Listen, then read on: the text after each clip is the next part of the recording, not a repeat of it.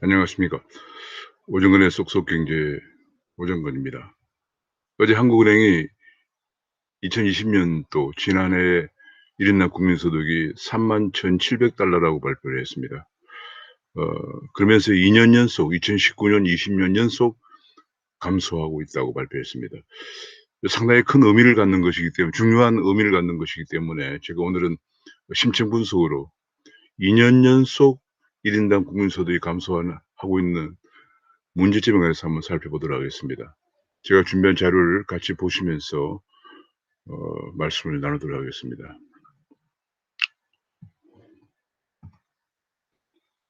제가 이렇게 제목을 붙였습니다.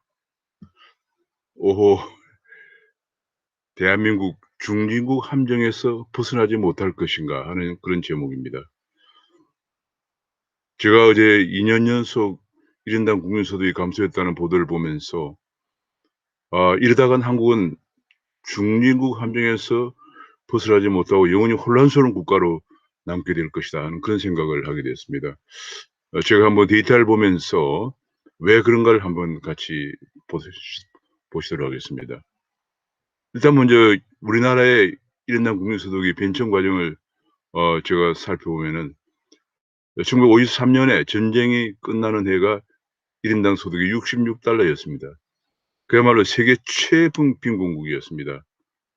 뭐 외국의 외신 기자가 한국에서 경제가 성장하기를 바란다는 것은 쓰레기통에서 장미꽃을 피우는 것과 같다. 뭐 이렇게 정말 실망적인 표현을 할 때입니다. 우리는 일제 35년을 겪고 곧바로 분단이 되었고 또 전쟁을 4년 동안 50년부터니까 만 4년 동안 겪으면서 완전히 정말 우리 대한민국은 초토화되었죠.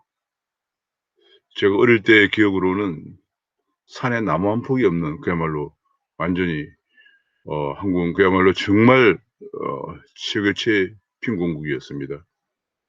그러나 이제 1962년에 박정희 대통령께서 그 당시 경제개발 계획을 시작했는데 경제개발 계획을 시작할 때 1인당 소득이 91달러였습니다.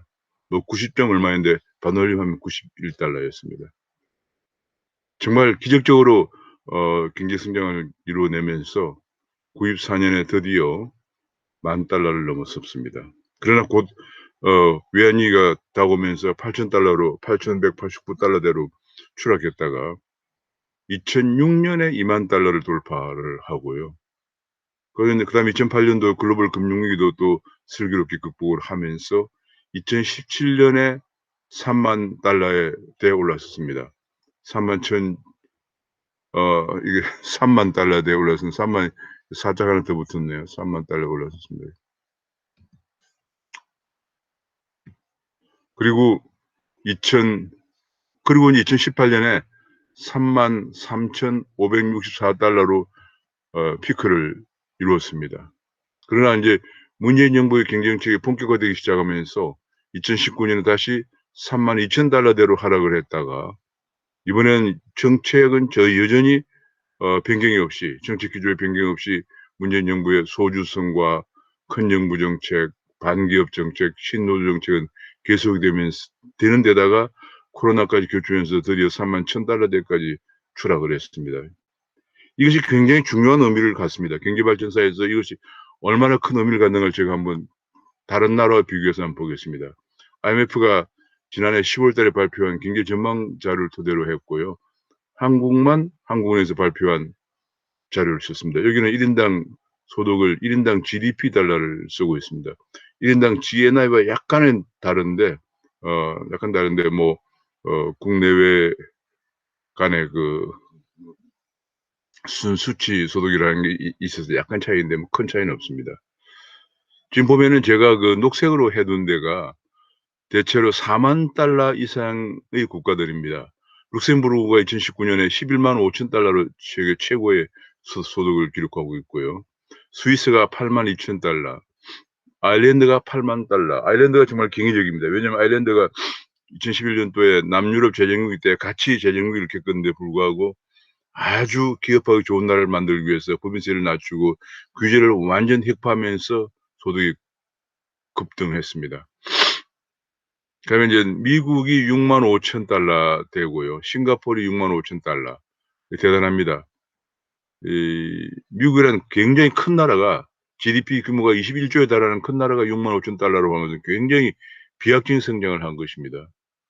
어 지난 2009년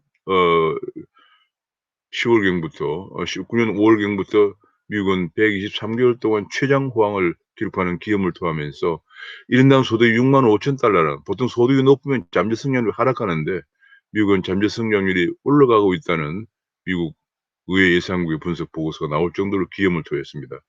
싱가포르 65,000달러입니다. 이제는 우리가 4 마리 용이라고 해서 같이 가는 때가 아닙니다. 싱가포르 우리보다 소득이 2배 이상 벌써 올라가 버렸습니다.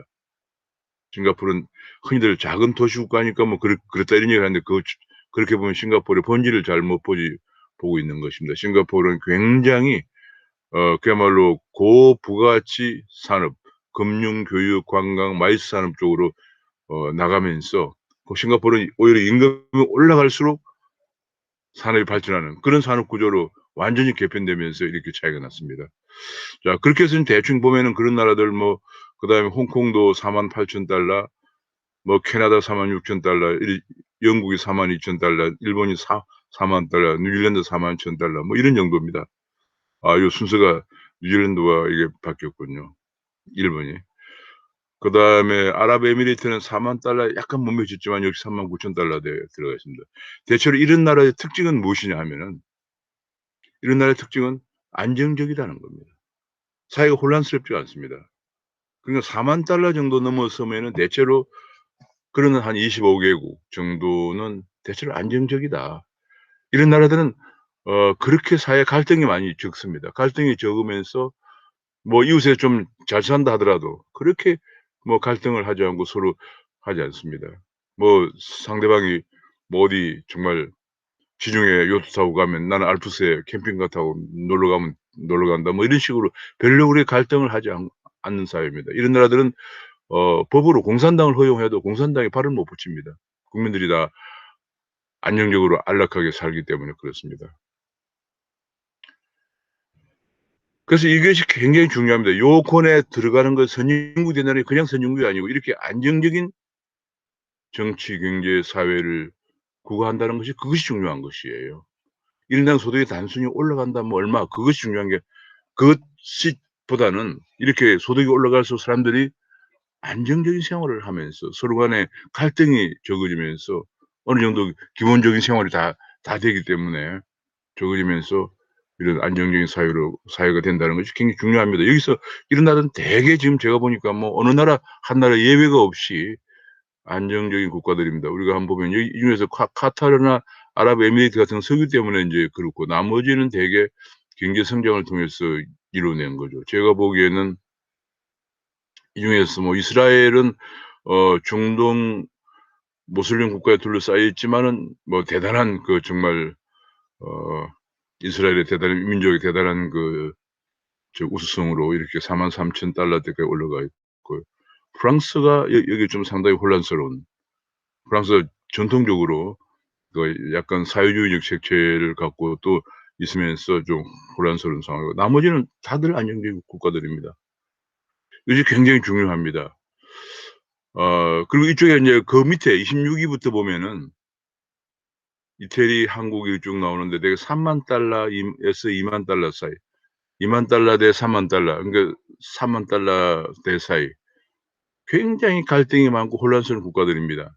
제가 노랗게 표시한 나라가 대표적으로 이태리, 스페인, 포르투갈, 그리스 같은 2011년대 남유럽 재정 위기를 겪었던 국가들이죠.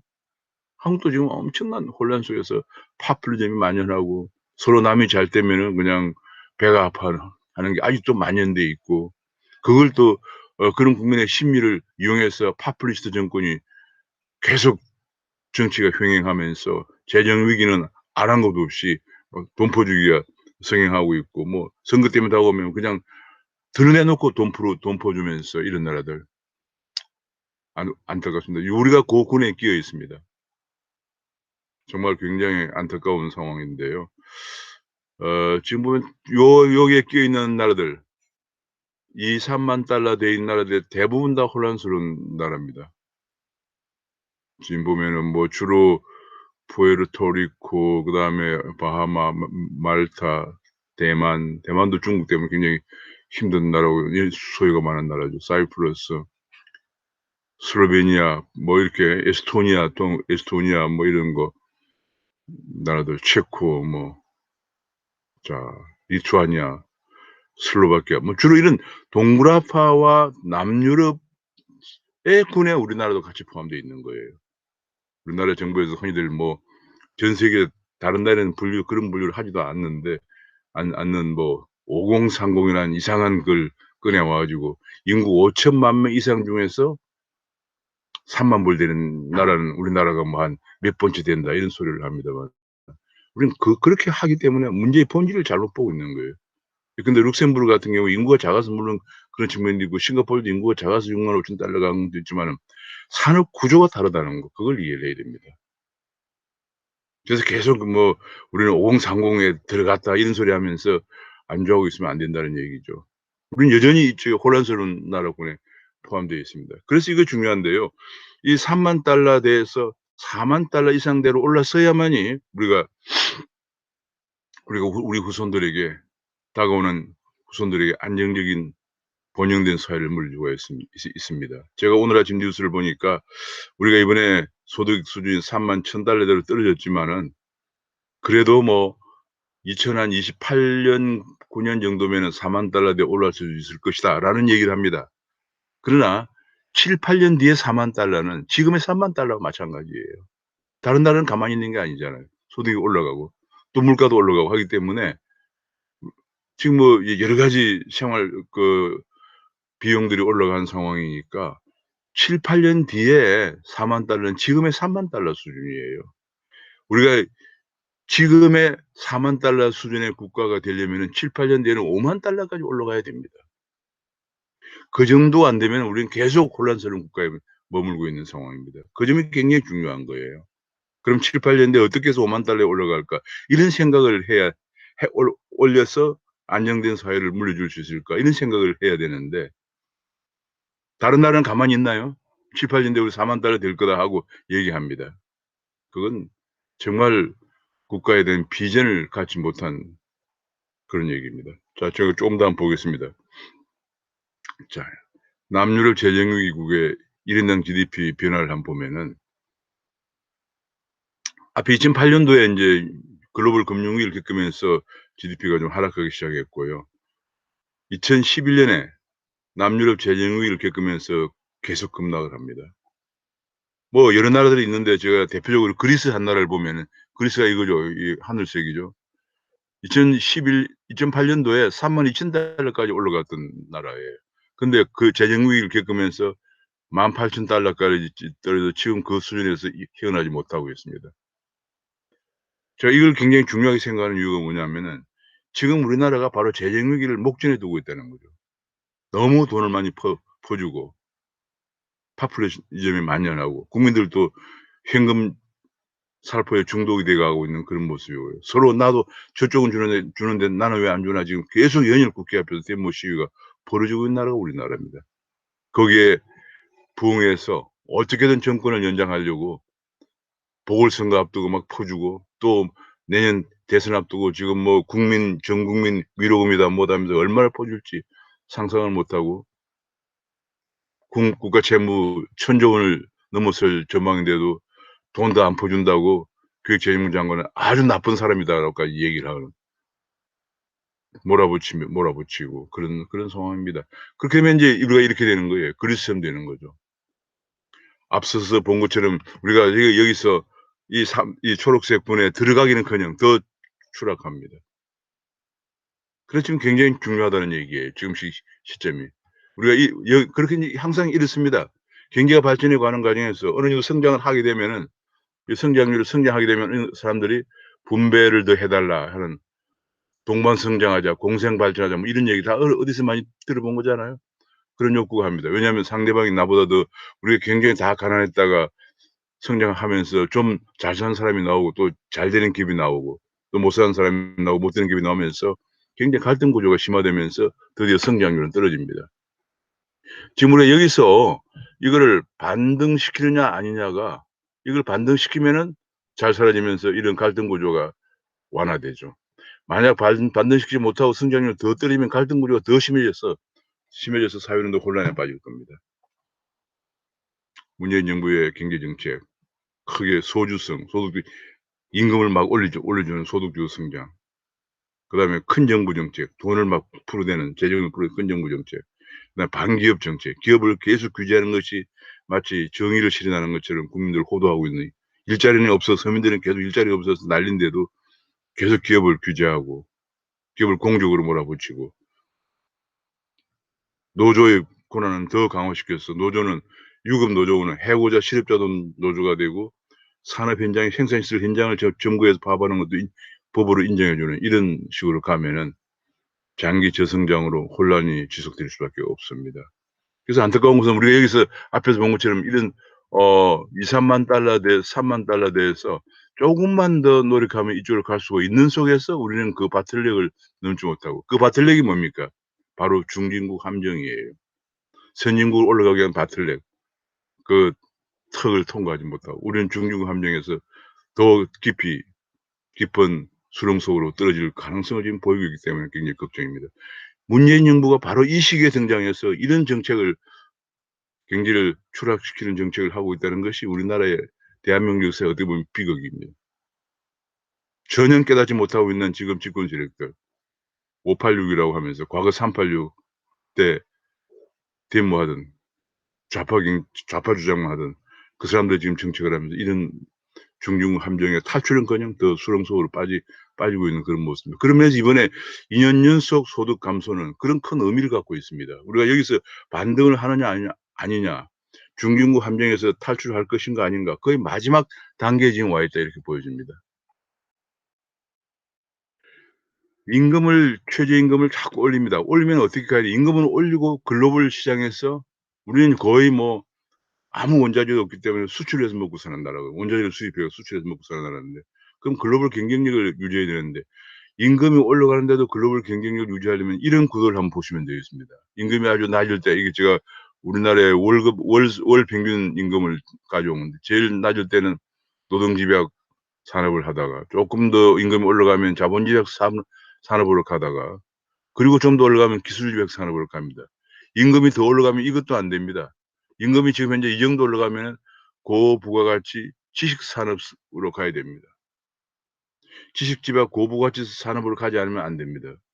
주로 고부가치 서비스 산업입니다.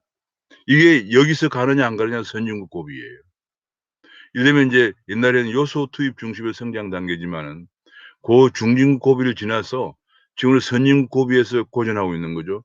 그러면 이게 못 넘으면 중진국 함정으로 떨어지는 거고, 이제는 요소 투입 성장 단계가 아니고 생산성 향상 중심의 발전 단계로 가야 됩니다. 지금 우리가 월 평균 대졸 초이면 350만 원 정도, 400만 원. 최근에는 뭐 IT 인력 같은 경우는 연봉을 6천만 원 주고도 구하기 힘들다. 또 월급이 500만 원이라는 얘기죠. 지금 소득이 올라가는데 이것이 따라가지 않으면 기주지 않습니다. 지금 우리가 월 한 400만 원 정도 주고도 경제가, 글로벌 경쟁력이 자꾸 추락해서 안 되고 있는데, 월급이 싱가포르 같이 6만 5천 달러가 되려면 최소 월급이 그러면 얼마입니까? 우리가 3만 달러 되는데 월급이 한 400만 원 정도 되거든, 대졸 초임 같은 경우에 좀 큰 기업에는. 그럼 싱가포르 6만 5천 달러면 거의 대졸 초임이 800만 원, 900만 원이라는 얘기예요. 그럼 800만 원, 900만 원 주고 어떤 산업이 글로벌 경쟁력을 유지하겠습니까? 그것이 바로 지식집약 고부가치 서비스 산업입니다. 제가 아까 그래서 그냥 우리가 뭐 5030이다 이런 소리 하면 안 된다고 했더니 그겁니다. 제가 다시 앞으로 한번 넘어가 보겠습니다. 여기 보면 예를 들면 스위스 같은 나라, 스위스가 두 번째로 82,000 달러입니다. 제가 스위스를 여러 차례 뭐 유럽에서 공부하고 또 독일에서도 근무한 적이 하기도 했지만 최근에 학회 일로 자주 방문을 했었는데, 스위스는 완전히, 우리가 스위스 산업 구조를 한번 생각해 보십시오. 첫 번째 떠오르는 게 금융 산업이죠. 스위스에 뭐 엄청 어마어마한 세계적인 금융회사들이 많이 있죠. UBS라든지 유나이티드 뱅크 오브 스위tzerland. 그다음에 뭐 굉장히 많이 있습니다, 그런 것들이. UBS는 세계 탑 5 안에 들어가는 글로벌 금융회사입니다. 그다음에 스위스 엄청난 제약회사들, 요즘 뭐 코로나 때문에 굉장히 얘기가 많지만 엄청난 제약사들이 스위스에 많이 있죠. 그다음에 스위스만 가지고 있는 아주 첨단 그 시계 같은 거 이런 제품들. 스위스가 아니면 만들지 못하는 제품들. 정밀 공업 같은 거. 그다음에 뭡니까? 관광 산업입니다.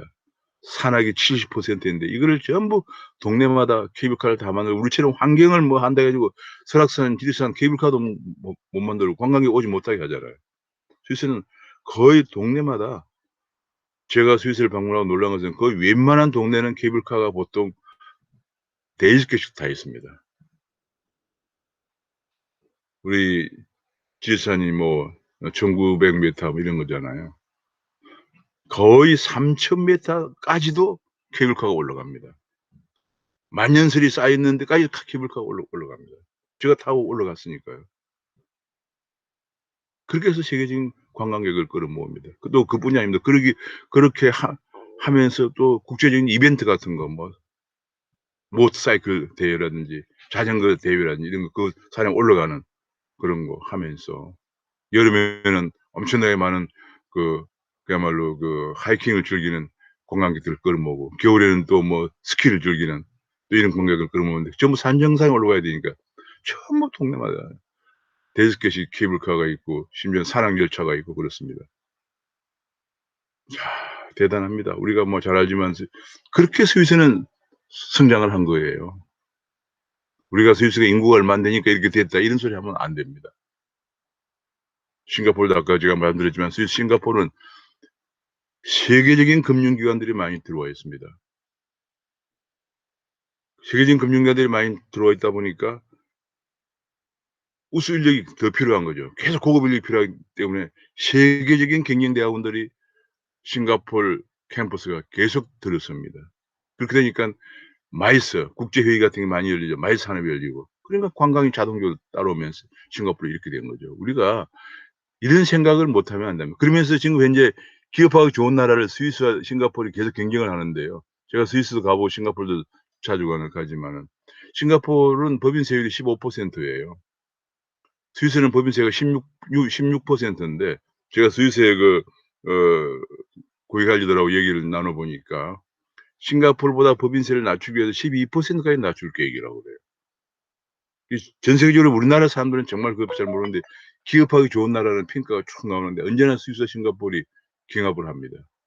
그래서 오늘날 이렇게 올라간 거예요. 우리가 뭐 그냥 인구 5천만이 이상의 나라에 3만 달러 됐다 이런 식으로 해서 산업 구조 변동을 하는 관 관심을 덜 가지면 우리는 올라갈 수 없습니다.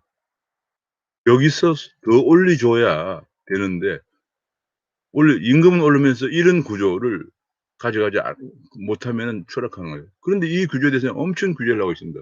지금 서비스 발전 기본법만 하더라도 국회에서 지금 아마 제 기억으로는 10년 넘게 국회에 통과가 안 되고 있습니다. 자 그래서 인제 그래서 우리가 소득이 추락하고 중증 함정에서 수렁속으로 빠져들고 있습니다. 어떻게 해야 될까? 최소한 3~4%대 성장을 꼭 해야 한 7~8년 뒤에 5만 달러가 돼서 지금 4만 달러 수준권에 들어갈 거예요.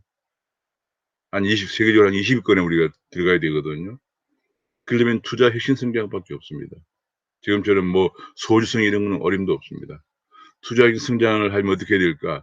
투자 항구를 건설해야 됩니다. 싱가포르가 스위스처럼 기업하기 좋은 나라에 매진해야 됩니다.